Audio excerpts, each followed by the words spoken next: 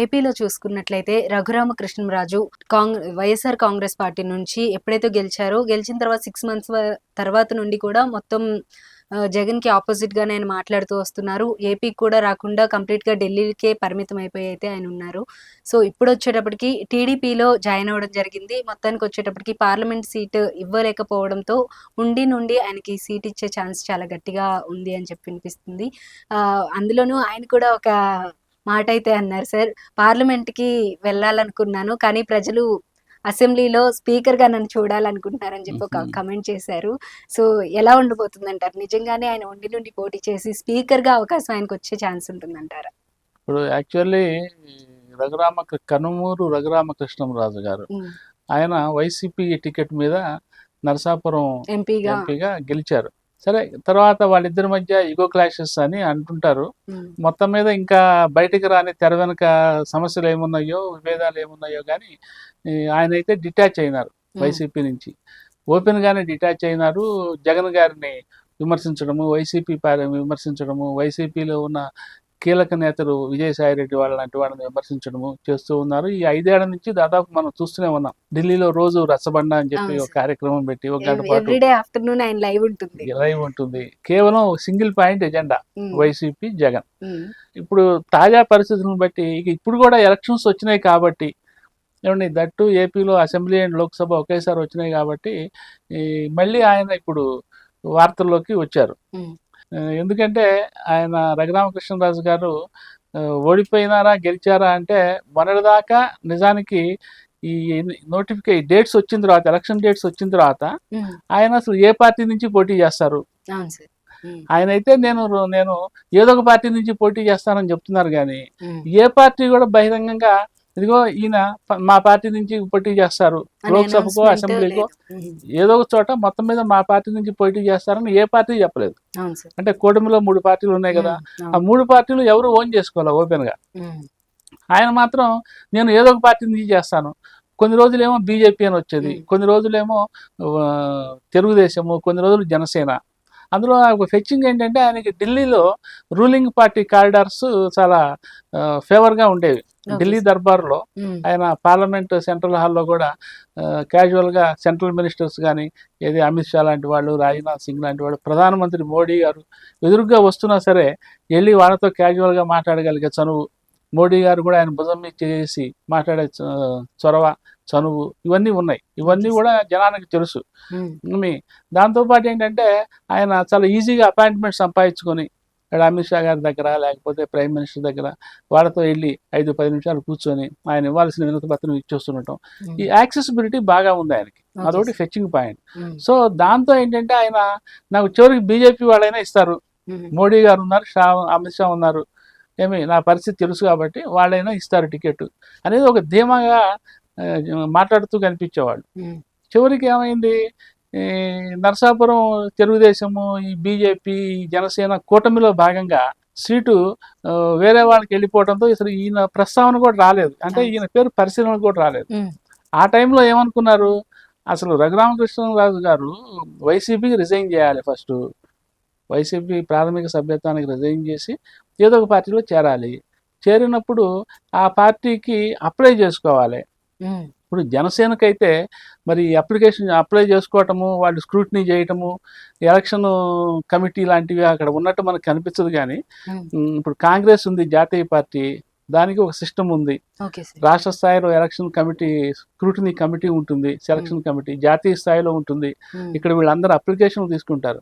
ఎంత హేమీ అయినా సరే రేవంత్ రెడ్డి కూడా అప్లికేషన్ పెట్టుకోవాల్సిందే, దరఖాస్తు చేసుకోవాల్సిందే, సీనియర్ లీడర్లు కూడా దరఖాస్తు చేసుకోవాల్సిందే. ఇక్కడ ఒక కమిటీ ఉంటుంది, వాళ్ళు ప్రైమరీ వడపోత చేస్తారు, చేసి మళ్ళీ కొన్ని అప్లికేషన్స్, కొన్ని పేర్లు ఢిల్లీకి పంపిస్తారు. మళ్ళీ ఢిల్లీలో సెంట్రల్ సెలక్షన్ కమిటీ ఉంటుంది. ఇక్కడ ముఖ్యమంత్రి, డిప్యూటీ సీఎం బట్టి వీళ్ళందరూ వెళ్ళి అక్కడ అటెండ్ అవుతారు, ఉత్తమ్ కుమార్ రెడ్డి వీళ్ళంతా. వీళ్ళ సమక్షంలో మళ్ళీ అక్కడ ఫిల్టర్ చేసి సెలెక్ట్ చేస్తారు. అట్లాగే టీడీపీ కూడా ఒక సిస్టమ్ ఉంది, బీజేపీకి ఒక సిస్టమ్ ఉంది. జనసేనలో అటువంటి సిస్టమ్ ఉన్నట్టు మనకి ఇంతవరకు ఆధారాలు అయితే లేవు. మరి రఘురామకృష్ణరాజు గారు నాకు ఎవరైనా ఇస్తారని కూర్చున్నాడు, కానీ ఎవరికి ఇన్ రైటింగ్ అప్లై చేసుకున్న పరిస్థితి అయితే లేదు. అంటే తనకి ప్రతి పార్టీలోనూ ఉన్నత స్థాయిలో పరిచయాలు, సంబంధాలు ఉన్నాయి కాబట్టి వాళ్ళే కన్సిడర్ చేస్తారు, వాళ్ళే పిలిచి పీట వేస్తారని అనుకున్నట్టున్నాడు ఆయన. ఆ భావంలో ఉన్నట్టుగా మనకు అనిపిస్తుంది. చివరికి ఏమైంది, ఎక్కడా సీటు రాలే. ముగ్గురు ఎవరి కేటాయించిన సీట్లు వాళ్ళకి అభ్యర్థులను సెలెక్ట్ చేసేసుకున్నారు. చివరికి ఈయన మళ్ళీ ఎంటీ, క్వశ్చన్ మార్క్ అయిపోయింది. ఇక ఈ కూటమి వ్యవహారాలు మొత్తం చంద్రబాబు నాయుడు గారు చూస్తున్నారు కాబట్టి చివరికి చంద్రబాబు నాయుడు గారే ఈయన సమస్యను కూడా పరిష్కరించాల్సి వచ్చింది. సో ఇక అల్టిమేట్గా నిన్న పాలకొల్లులో రాత్రి ఆయన తెలుగుదేశం కండువా కప్పుకోవడము, అఫీషియల్గా చేరటము అయింది. ఇక ఇప్పుడు సీటు ఆయనేమో నరసాపురం ఎంపీ సీటు. ఆయన ఆల్వేస్ ఈ prefers to be in Delhi. ఏమి ఓ జాతీయ నాయకుడిగా ఢిల్లీలో ఉంటే ఆ పవర్ కారిడార్లో పరిచయాలు అవి ఏమి సంబంధాలు కంటిన్యూ అవుతూ ఉంటాయి కదా. సో జాతీయ నాయకు అందులో దేశ ప్రధానితో చాలా క్లోజ్గా ఉండటం అంటే అంతకంటే కావాల్సింది ఏముంటుంది. న్యాచురల్గా ఆయనకు అవన్నీ ఉన్నాయి కాబట్టి మళ్ళీ అదే ప్రిఫర్ చేస్తారు. కానీ లోక్సభ సీటు ఎవరు ఏ పార్టీ కూడా నరసాపురం సీటు వాళ్ళ పార్టీ నుంచి ఆయనకి ఇవ్వటానికి అంత పరిస్థితులు అనుకూలించలేదు. సరే చివరికి ఇప్పుడు సరే ఇక అసెంబ్లీకి అయినా ఓకే, మొత్తం మీద పోటీ చేయాలి మళ్ళీ. లేకపోతే 5 ఏళ్ళు ఆయనకి ఢిల్లీలో ఏ రచ్చబండ పెట్టినా కూడా ఆయనకి బేస్ ఉండదు, ఆయన వాయిస్కి బేస్ ఉండదు. ఏమని చెప్తారు, ఎవరి మీద చెప్తారు?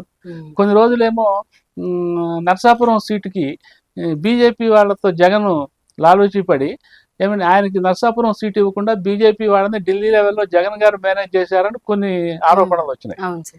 సో ఇటువంటివన్నీ కూడా ఫ్లోటింగ్ అయిపోయి పాపం ఆయన అల్టిమేట్గా ఎంటీ హ్యాండ్స్తో మిగిలేసరికి చంద్రబాబు నాయుడు గారు దాన్ని టేకప్ చేసి ఏదో ఒక లాజికల్ కంక్లూజన్కి అయితే తెచ్చారు. ఇక ఇప్పుడు అసెంబ్లీ సీట్లో ఉండి అసెంబ్లీ సీట్ ఇస్తారు అని చెప్పి ఒక ఇది నడుస్తున్నది. దాని మీద మళ్ళీ ఆ ఉండిలో ఇప్పటికే క్యాండిడేట్ ఉన్నాడు, తెలుగుదేశం క్యాండిడేట్ పెన్మత్స సంథింగ్ రఘురామరాజు ఏదో ఉన్నారు ఆయన. సో ఇప్పుడు ఆయనకి సీటు ఇచ్చేసిన తర్వాత మళ్ళీ ఇప్పుడు తెలుగుదేశంలో ఇప్పుడు యాక్చువల్లీ ఒక 5-6 చోట్ల అభ్యర్థులు మార్చే కసరత్తు జరుగుతున్నది. ఆల్రెడీ అనౌన్స్ చేసిన సీట్లలోనే మళ్ళీ మార్చాలనే ఒక ఎక్సర్సైజ్ నడుస్తున్నది. అందులో భాగంగా ఈ ఉండి కూడా చేయొచ్చని ఒక ఆలోచన. ఆ ఉండి సీటు ఈయనకి ఇవ్వచ్చని. సో వెంటనే మరి ఆల్రెడీ అనౌన్స్డ్ క్యాండిడేట్ ఉంటాడు కదా, ఆయనకి నెప్పేస్తుంది కదా. వాళ్ళు ఆయన ఫాలోవర్స్ ఇవాళ రోడ్ల మీదకి వచ్చి ఆ ఏరియాలో ఇంకా ఆయన చంద్రబాబు నాయుడు గారు అక్కడే ఉన్నారు పాలకొండ సరౌండింగ్స్ లో. సో ఆయన కాన్వాయ్ని అడ్డుకోవటము, నిరసనగా నినాదాలు చేయటము, ఈయనకే ఇవ్వాలి మీరు ఆయనకి ఇవ్వకూడదు అని చెప్పి, ఇవి న్యాచురల్ చాలా చోట్ల జరుగుతూనే ఉన్నాయి. అందులో భాగంగానే ఇది కూడా జరుగుతున్నది.